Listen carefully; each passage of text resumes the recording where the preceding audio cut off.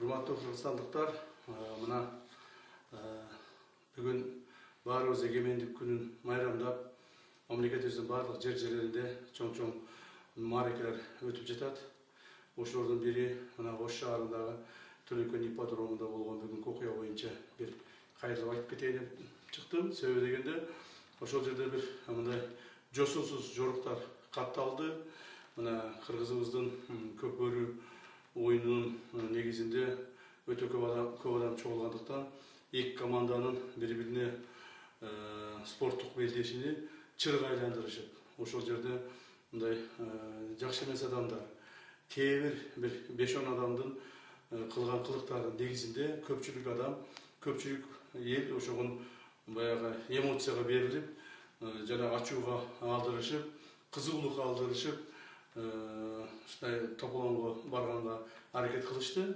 Бирок айтып коюшум керек, кыргыз болгондон кийин биз ынтымактуу болуп, элибиздин, журтубуздун, мамлекетибиздин тынчтыгын сактаганга ар бирибиз милдеттүүбүз. Бул деген спорт, бул деген оюн. Ким утат, ким утулат, ал деген ошон үчүн спорт болот. Спортто бир адам утат, бир адам утулат. Утканга ачуусу келип алдырбаш керек. Ошондон жакшылап даярданыш керек. Утканга да ыраазы болуш керек, утулганга да ыраазы болуш керек.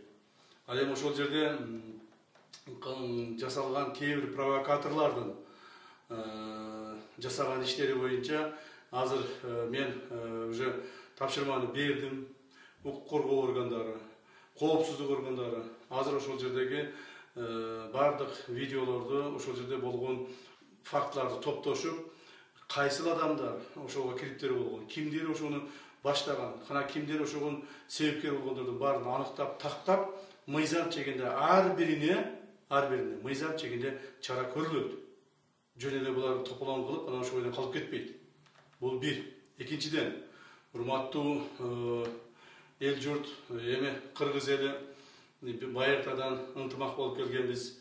Эч качан биз региондорго бөлүнүп, сен Оштуксуң, сен Таластыксың, сен Көлдүксүң деп бөлүнбөстөн баарыбыз бир ынтымакта болгонго биздин ата бабаларыбыз ушундай мурас калтырган.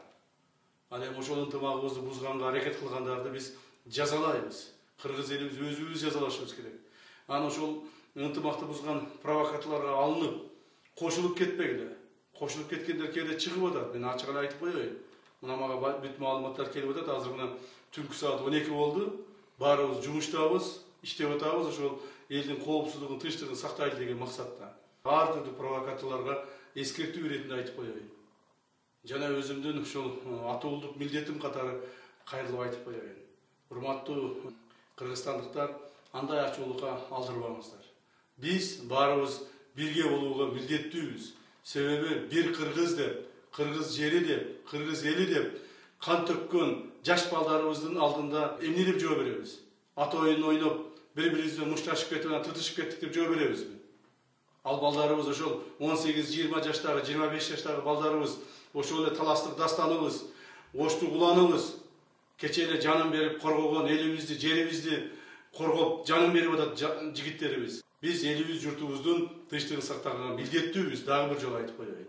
Ал эми провокаторлорду ошол бүгүнкү жасаган, тартип бузган адамдардын бардыгын мыйзам чегинде жооп беришет. Уже мына азыр түнкү саат дагы бир айтып коеюн 12 болду, уже аларды алып келе башташты.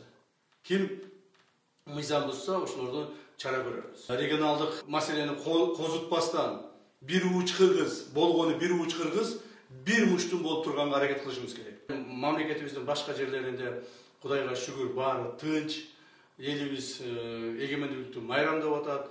Мына азыр деле площадьта элдер көп, Бишкектин мына борборунда. Мен бүгүн атайын президентибиз, урматтуу президентибиз Садыр Кожоевич тапшырмасы менен Ошко барган жокмун майрамдаган жерибизге. Биз ушул жерде калып, ушул жерде мына тынчтык, коопсуздук карап отурабыз. Төлөкөндүн ипподромун ушунча аракет кылып, тазалап, сырдап, актап, акча жумшап, оңдоп, силер үчүн жасап атат ошонун бардыгын.